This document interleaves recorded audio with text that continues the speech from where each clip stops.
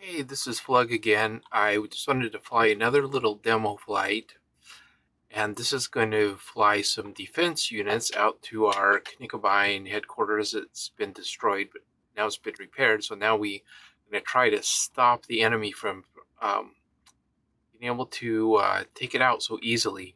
So I'm just going to show you a little bit about how the online general situation map works. The first thing is to get into this, you get into the game, and then you go through the tab 4 menu, and it will tell you the password that you need for your site. So I've already done that, got the password, went to the website, that it also gives you that, and then I logged in. Once you're logged in, you'll see a map like this. So you can see it shows you, general map of the area, and then what's going on. There's 2 red fighters here, 2 bombers, 2 red fighters here. Oh, there's 12 blue bombers here. We might want to go and intercept those if we're blues, and so on. You'll also see there's some bombers down here near Thieville in France. Oh, there's some red bombers going down here near Le Havre. They might be bombing that Le Havre industrial area. If you're blue, you might want to get in there and stop those. Well, it's probably too late, but anyway, it gives you an overview. But you also see there's a lot of blank areas. That's probably because the evil I'm signed infrared here, so the blue pilots probably gone and taken out some of our radar capabilities. You've either taken out radar installations or maybe the headquarters or something, so we have very limited radar available. Usually you're still going to have radar over your own home territory, because that is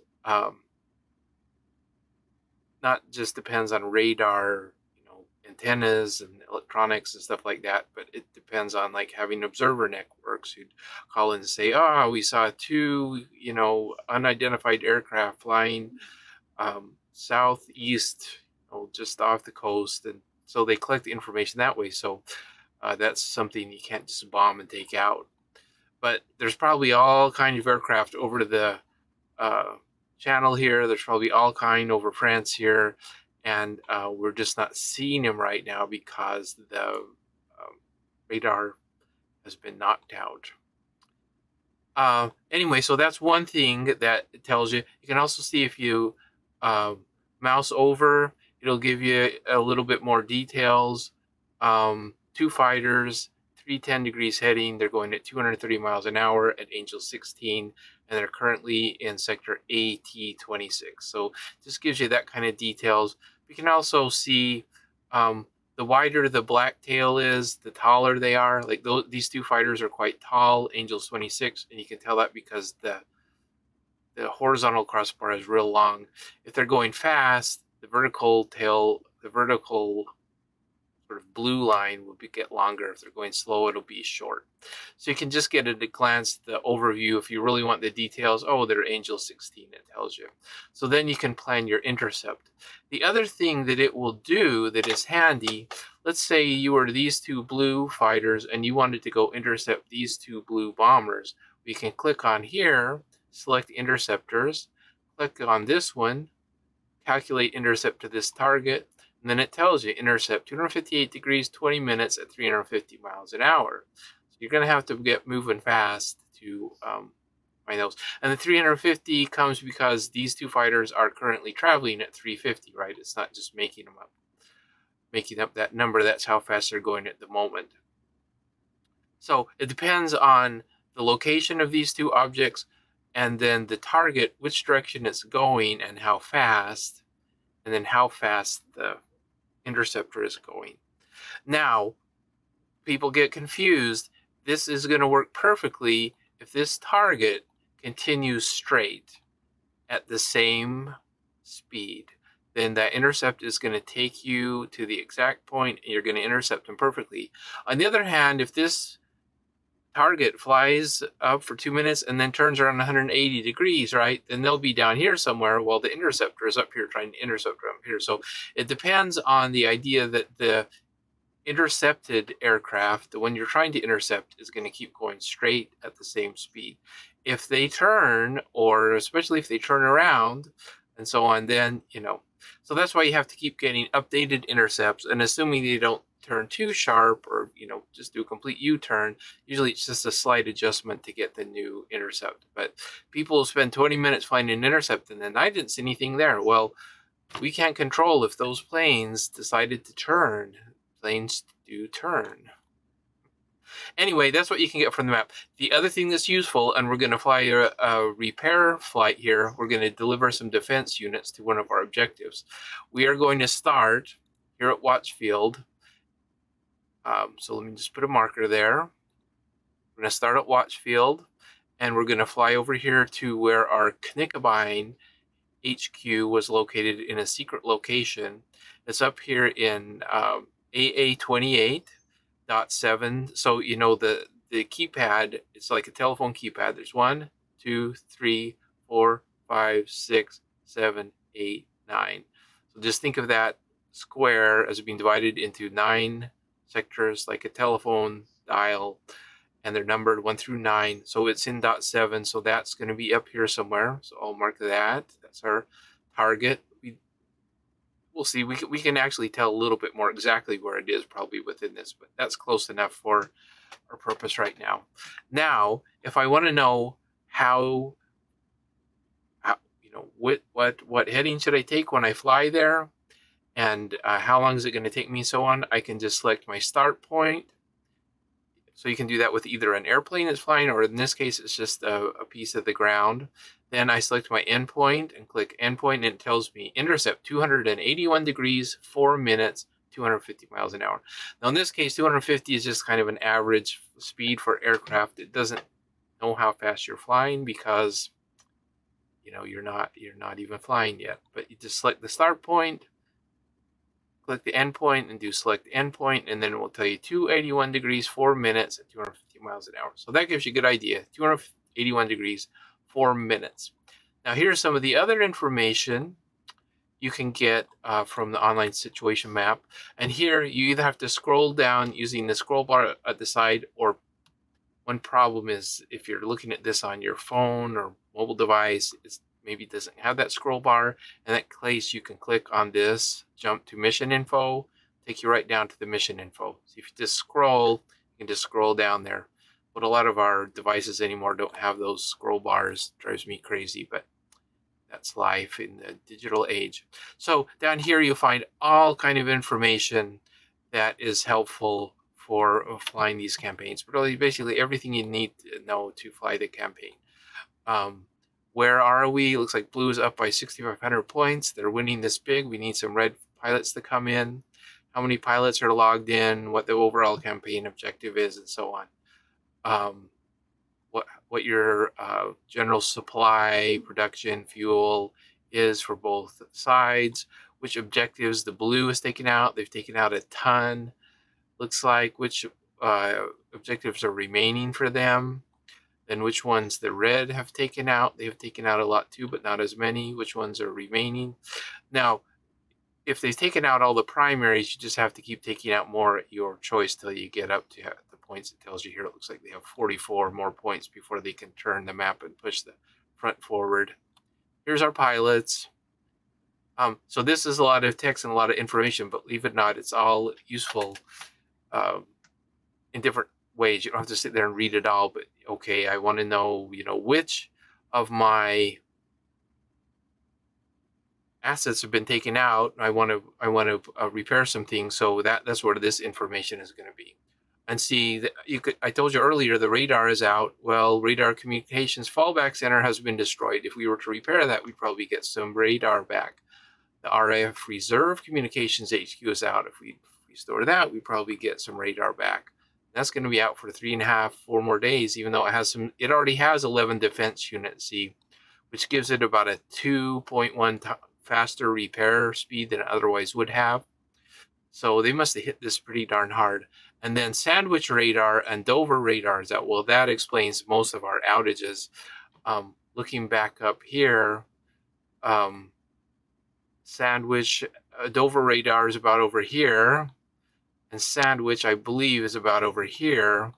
And then once those are out, it's going to take out a big area around those that cover. So that's probably why there's probably tons of activity in this area, but because those are two of our main radar stations and they're out, red, and so we're going to lose all our coverage in sort of a big circle, facing out from those radars. Now the radar communications to that is back here somewhere, and that is going to basically degrade all of our radar capability over the entire map. It's not so much just a circle or a region, right, associated with that radar antenna. Anyways, that's why that explains right there why our radar looks so bad. So if we go and repair some of these, or I guess just wait for them, some of them will be repaired in half a day or so. So wait for them to be repaired. We'll get more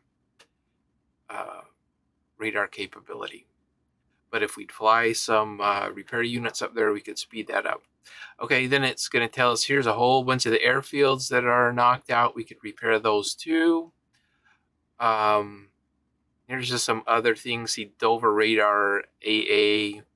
Some of that is destroyed. That's just the anti-aircraft units that defend that area. So is Sandwich Radar AA. Those are knocked out. And you can see a whole bunch of other things that are destroyed. What we are looking for, though... Oh, see, there's a communications bunker. That's only at 6%. Here's some of our fuel dumps. That will affect our fuel supplies.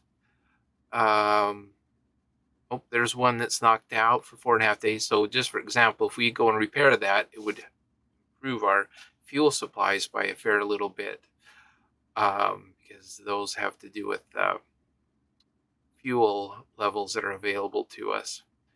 But what we're specifically looking for, and this is a long list, so you kind of have to look up and down, but there's a radio.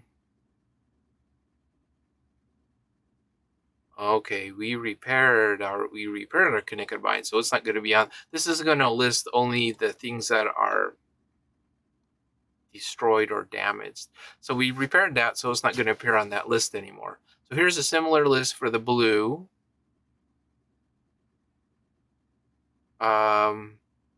Here's the kind of net stats for all the players that have been on this session, what they've killed, or bombed, and so on, and who's the best pilot, which aircraft have been destroyed this session. You have to watch out for that, or you run low on your aircraft supplies.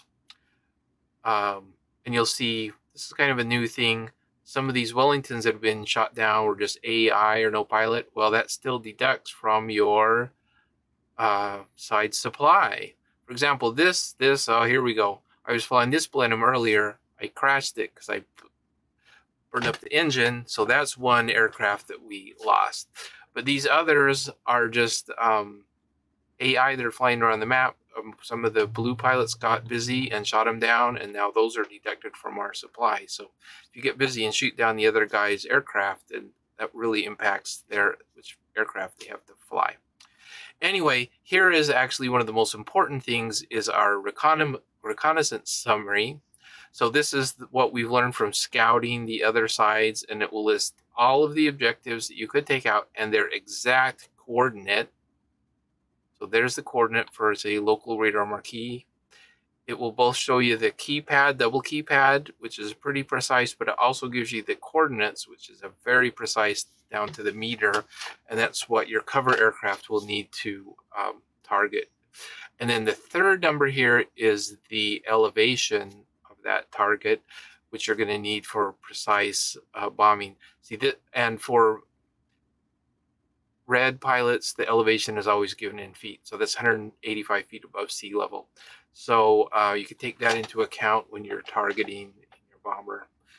See, 272 feet, a 0 foot at sea level, that's no big deal. Even 100 feet might not be a big deal. But when you're getting into 200, 300, and 400 feet elevation, you really have to take that into account when you drop, or you're going to drop short. Anyway, that's what that information is. So just for example, double keypad for the Wehrmacht Wasserstoffspeicher Depot in Calais, hydrogen storage in Calais. So there's the XY coordinate. The elevation is only 3, so it's right at sea level. Looks like it's been scouted or recon 12 times. It was last recon half an hour ago. Oh, now this is a useful bit of information. That's the objective radius, so that's an idea of how large it is. So this is only 164-foot radius, very small target. It's level 3, which both gives you an idea of how difficult it is and how much credit you're going to get for it. Oh, and it looks like we've killed that one. It's 192% destroyed. So it's been destroyed all the way and then almost destroyed twice over. So that's the information that this will give you. It's the location, elevation, how many times it's been scouted, how recently. If it's a recent, you can depend on that thing being there. If the recon report is 25 hours old, that thing might have moved or something. And then this radius is very helpful to know, like, are you shooting for a big area target like an airfield or a industrial area, or a radius 328 feet? That's a pretty small target. It's probably a group of this. In this case, it's Kriegsmarine Hauptdiesellager, Calais. So some kind of a diesel storage for the German Navy. So it's probably like several, storage tanks, so kind of diesel storage tanks, a 300-foot radius. Not too large, but not too small either. Anyway, it gives you some idea of what you're shooting for. Also, of course, our spies so these are all the things we can attack as red. Our spies have been busy watching what the enemy has been reconning, and they've seen what the enemy has reconned, and so this gives you an idea of what they might attack. So this gives you the same kind of information about that, what they've been reconning, what they might attack, where it is, and so on. So in this case, let's do a little search here and see if I can find it.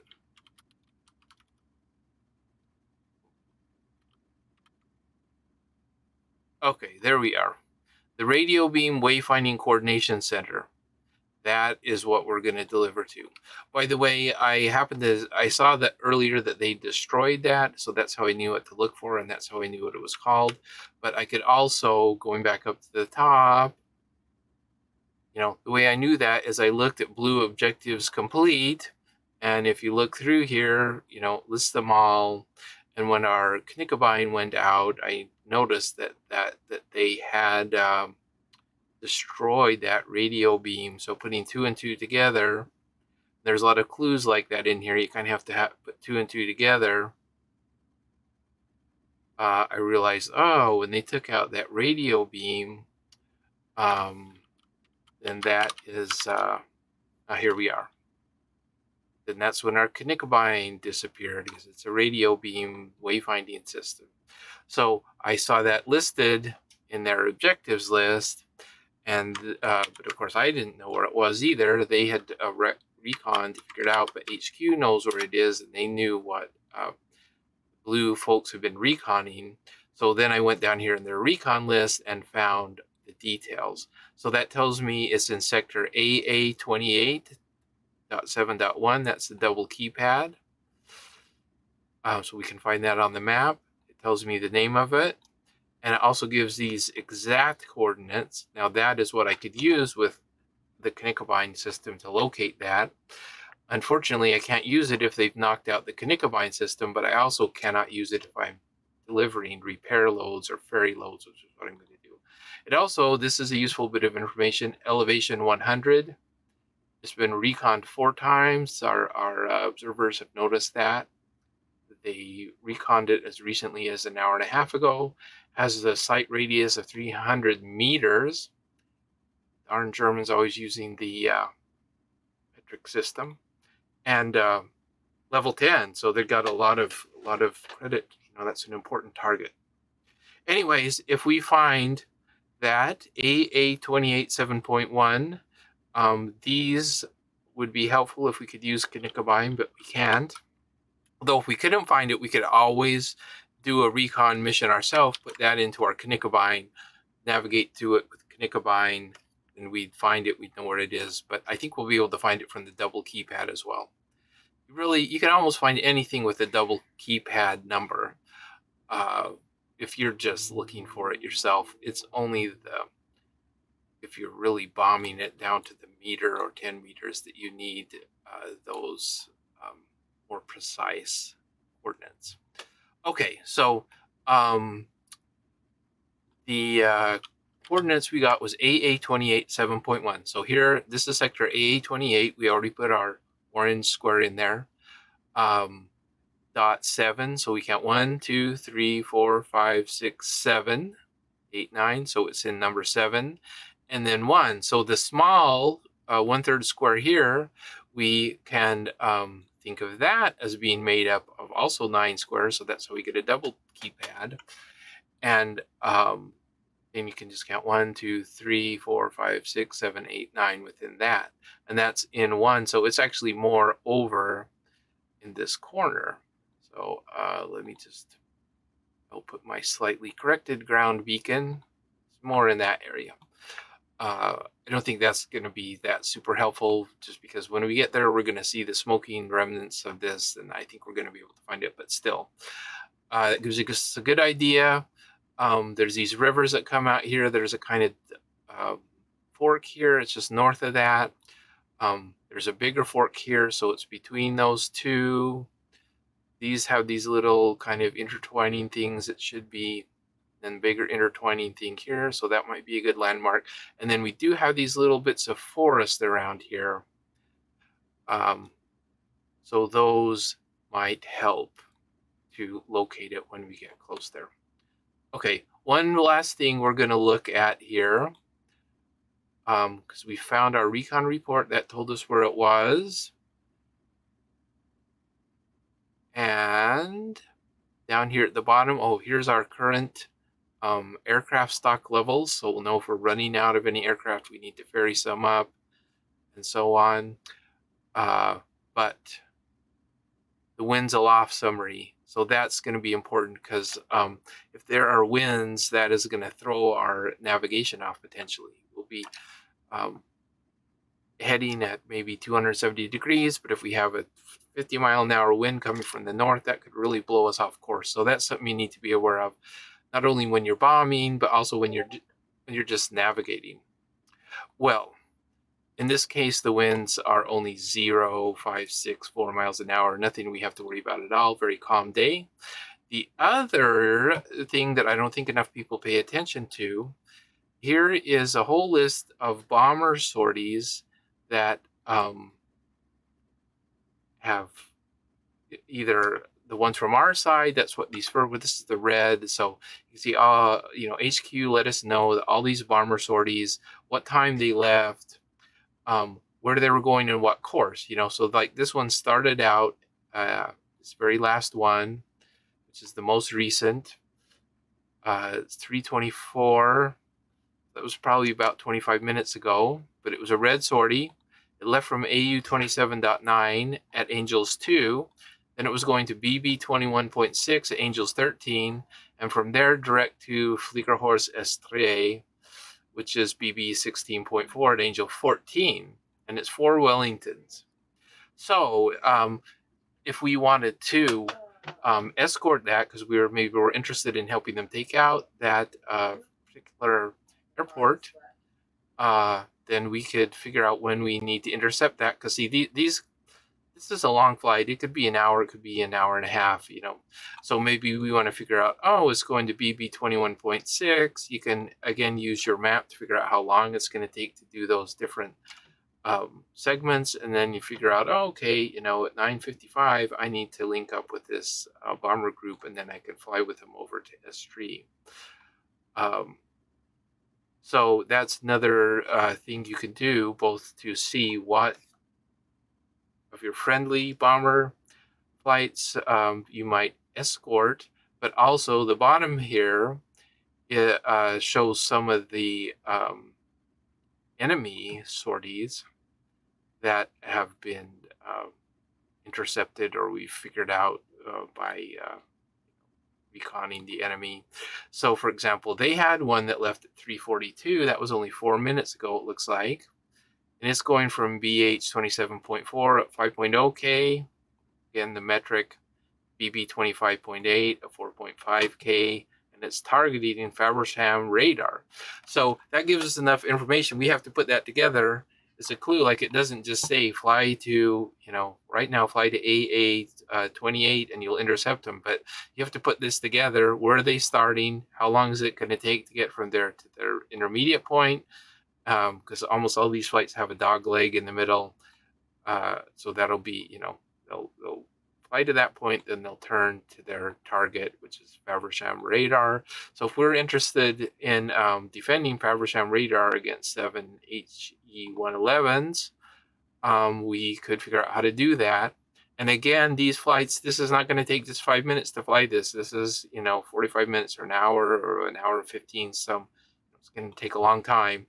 So when you see these announcements pop up, you're not just going to be like, oh, I'll fly right over there in 2 minutes and shoot them down. Because the same amount announcements will appear on the top of your screen when you're flying.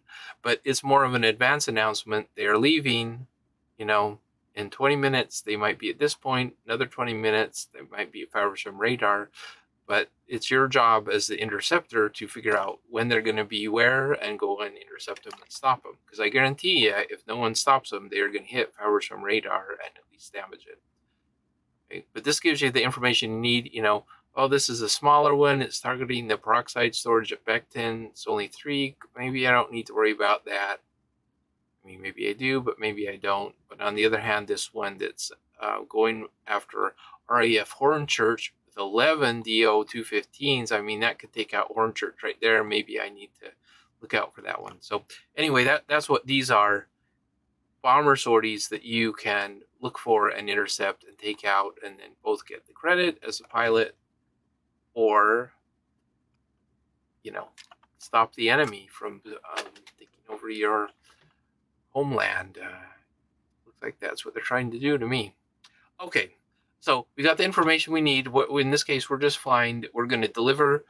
We don't need to deliver repair supplies. We already did that, and it's already been repaired. We could deliver more repair supplies and put even more repairs in stock, but it gets to be, you get less and less help from those the more you have, and we already have quite a bit. So there's probably not a lot of point in doing another delivery of repair supplies.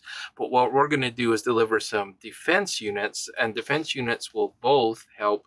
If it's ever destroyed again, it will be repaired that much faster. But also, it's like, anti-aircraft and maybe even some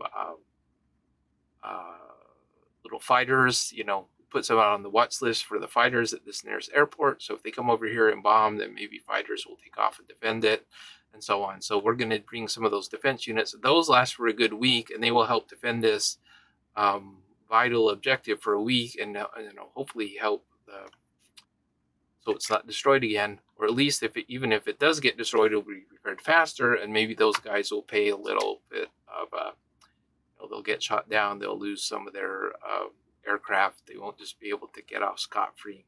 So that's what we're going to do. Watch field. Do over here in AA28. That's 279 degrees, 4 minutes. Okay, now we're going to switch over. Now that we got all the information, and it's just like a real flight. Those pilots arrive at the airport an hour before or 2 hours before, and they're going through their checklist and they're figuring out their flight plan, and that's what we just did. I've talked you through a lot of stuff, so normally you don't have to take it to quite. It doesn't take that much time to do it as what I just took. Okay, so we're going to switch over, and I'm going to show you how fly this flight.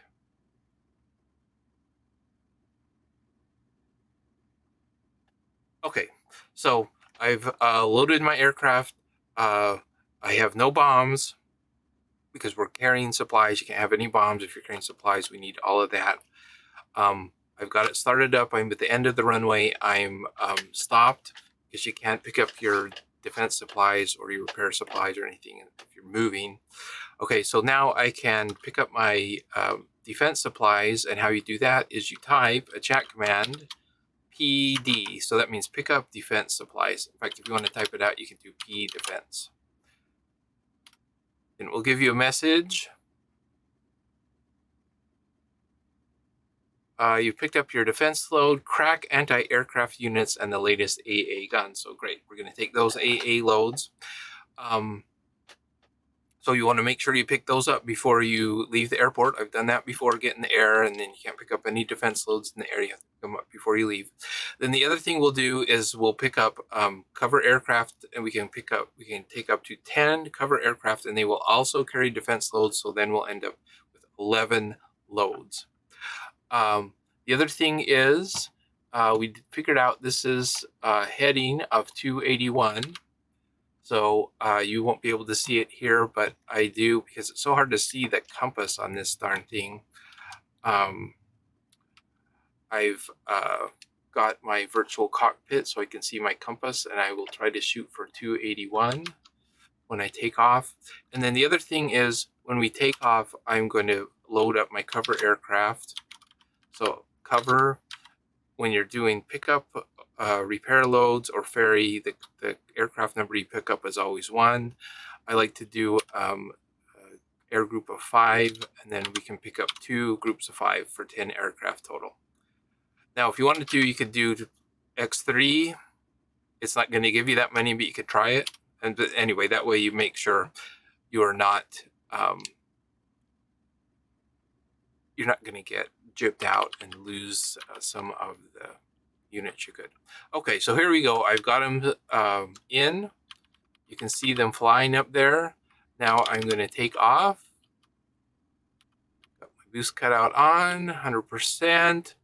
I did kind of mess up there. I do like to take off first and then load them in, because now they're flying all helter-skelter in some weird direction. If you take off first, or if you're even moving even at 2 miles an hour, then they will be headed the way that you are going, and then that helps everyone to get together.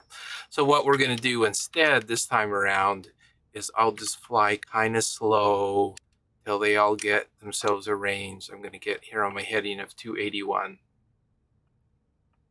and then I'll let them get arranged nicely so that they're not flying random. Then the other thing I like to do, CDIST, that's a chat command with a lesser than symbol, then CDIST, CDIST.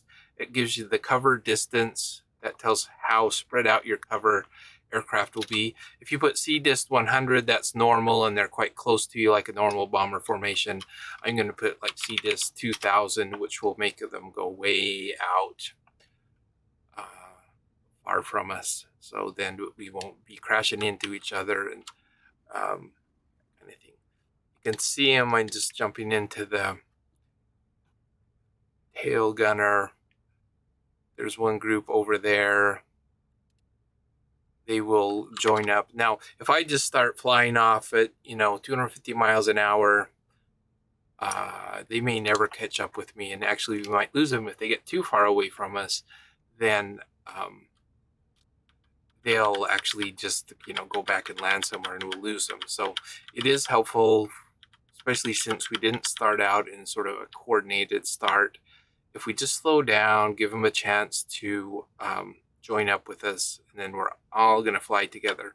Because one of your jobs when you're flying any cover aircraft, whether it's these on a repair mission or cover bombers that you might take over to bomb the enemy, part of your job as the pilot, the head pilot, the commanding pilot, is to keep all of those cover aircraft with you and kind of herd them around so they don't get lost, they don't get shot down, stay together. That's part of what your job is. Okay, so I'm using the autopilot in directional mode. I'm just going to try to get it set on 281. If I was even more clever, I would have started my stopwatch to time it for 4 minutes.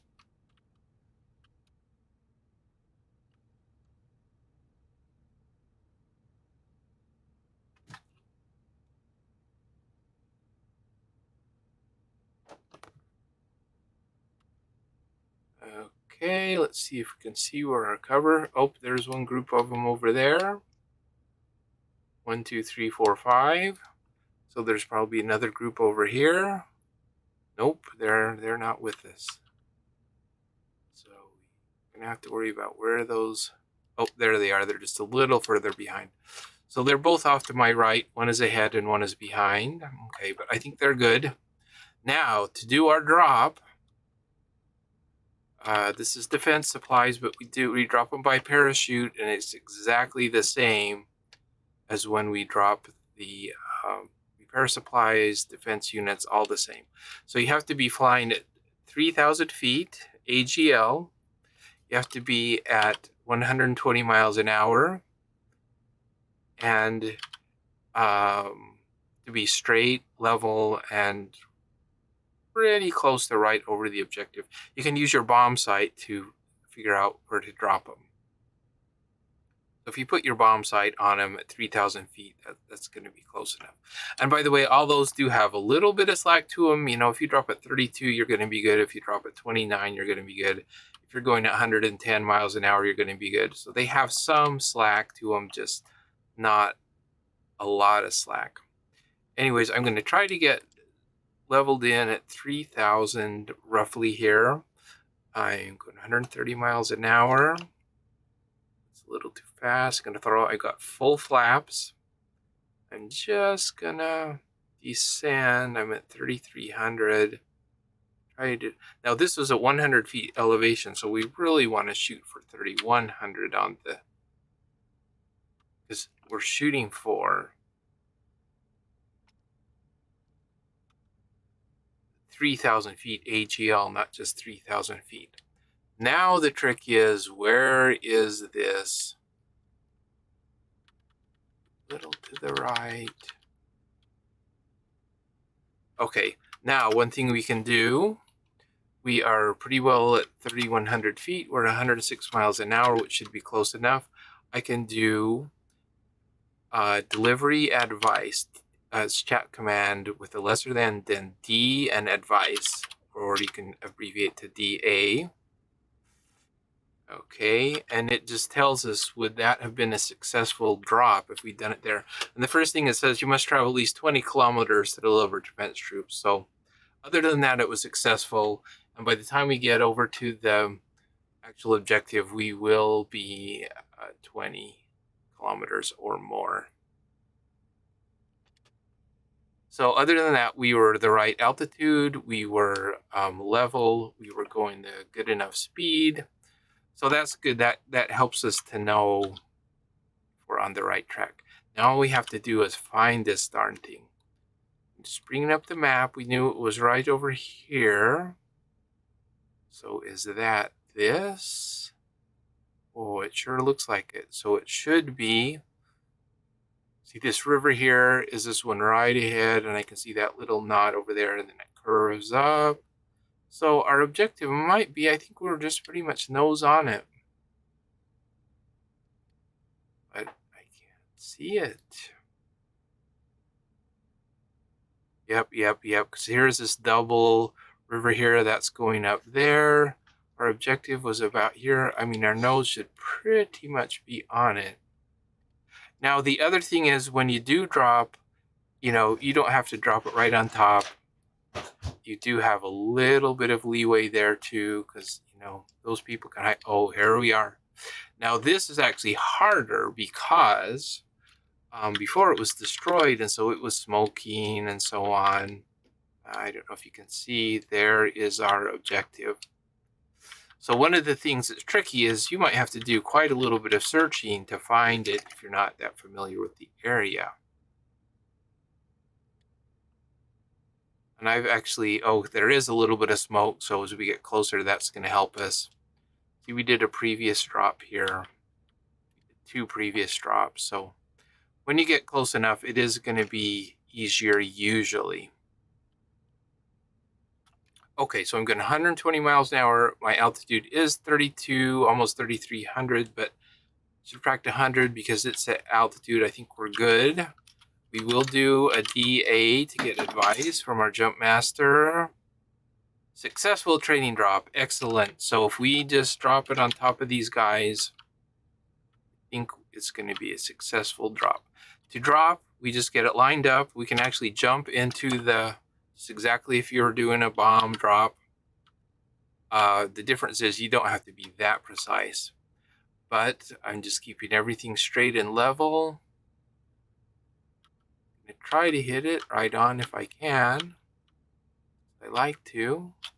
And then I'm going to type chat command with the lesser than symbol and then deliver. Or I can just abbreviate it to DE. We're coming right over the target. Boom. Hold steady, it says. Hold steady. Hold steady. You have to hold it for about 15 seconds while they unload. Hold steady again. Hold steady. Okay, successfully delivered. I hear a strange sound.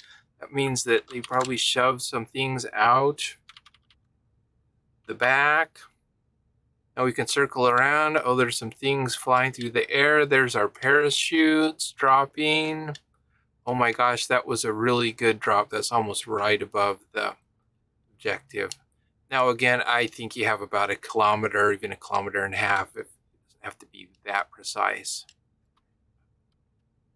But it is nice. It prevents those guys hiking through the woods with all their equipment for 2 kilometers if you can just drop them right on top. Okay, so that should deliver some defense units to that objective, and that should stymie our enemy pilots quite a bit if they are trying to take that out again.